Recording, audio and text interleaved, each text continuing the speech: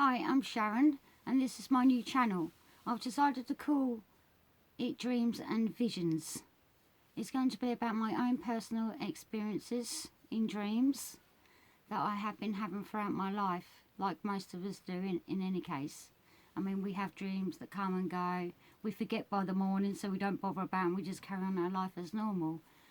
I'll explain what my dreams and visions mean to me. It might also help you understand about your dreams a little bit more. I don't know. I'm just going to tell you a little bit about myself. I've been having dreams, like I said, throughout my life and my early childhood. I remember some of them, but not all of them. It's totally impossible. You know, I mean, I used to write them down on a little bit of paper. Then I completely forget about them. So I've started a long time ago. I wrote a dream diary. You know, just learn to understand a little bit about myself as well. And also, while I was doing that, I also studied a little bit of psychology and biology and sociology and a few other things to gain more information to see what was actually going on with myself, because it was driving me mad at times. You know, sometimes I wouldn't even go out the house. So I'm thinking, oh my God, is this going to happen? Well, when is it going to happen? And I'm thinking, oh, well, if that's a nice dream, that was brilliant. That was a bonus, you know. I even went to the doctors to see whether if I was going mad, to see whether if I had schizophrenia or anything like that as well in my early years. But they said, no, you just got a gift. And I'm thinking to myself, no, it's not a gift. And I was thinking at the time it was actually a curse. But now I sort of think to myself, it's neither of those. It's just basically understanding more about yourself.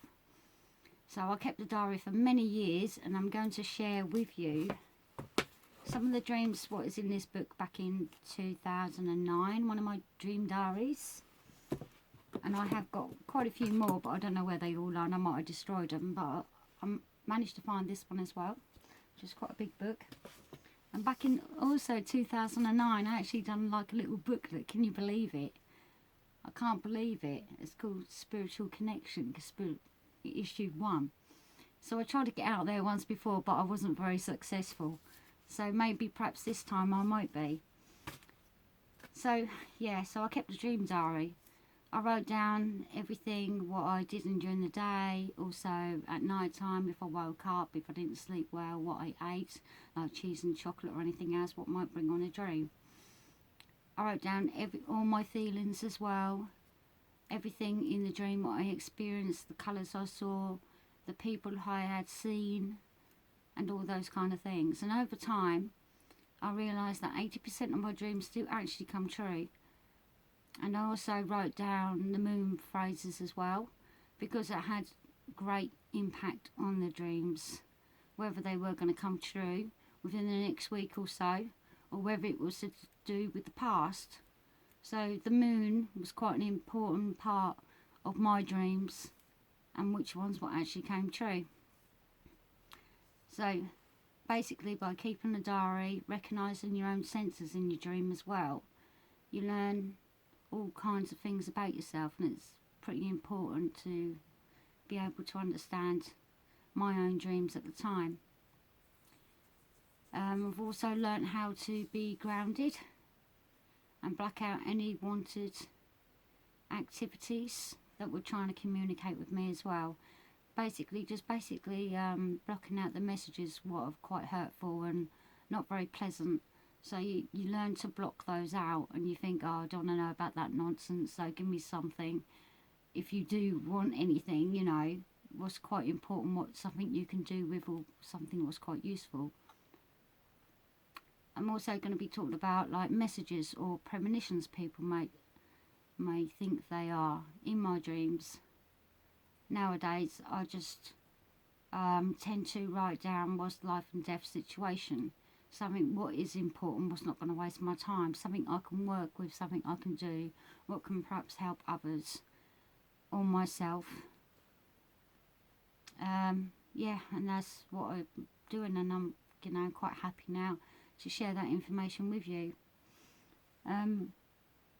I'm going to be talking about one of my early stories. It's to do with one of my great aunts. Many years ago when I was a teenager. She was a lovely, dear little old lady. I used to do shopping for her from time to time, you know, like most of us as kids did for their great aunts and uncles and that, many years ago. Well, some of us perhaps even doing it now. But yeah, well, I went round there one day. She wasn't herself, didn't seem herself at all.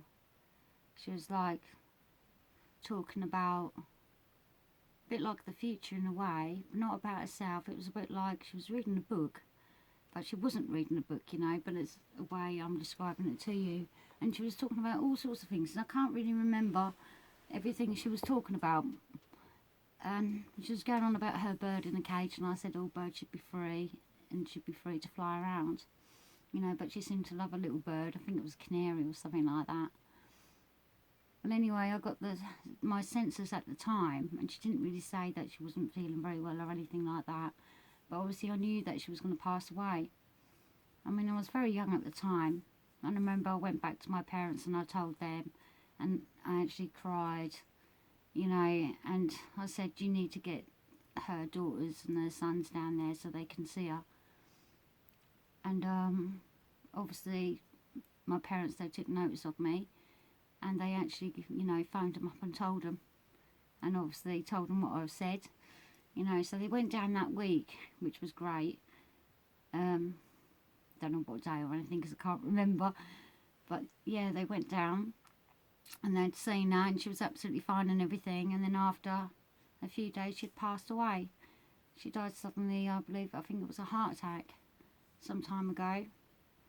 And then during that week before she was buried, I had a dream. And this is one of the dreams I started to recognise and to notice. And the dream was I'd seen a man wearing a black hat and a black coat. I didn't know who he was. I've never seen him before in my life. And obviously I was quite upset. I just knew something else was going to happen, you know. So I'm getting senses like during the day as well as in my dreams. And then obviously I told my parents, and they said, oh, don't worry, Sharon, you'll be all right.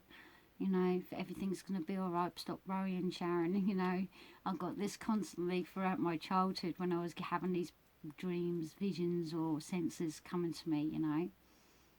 And then obviously, and then the funeral was quite a sad day.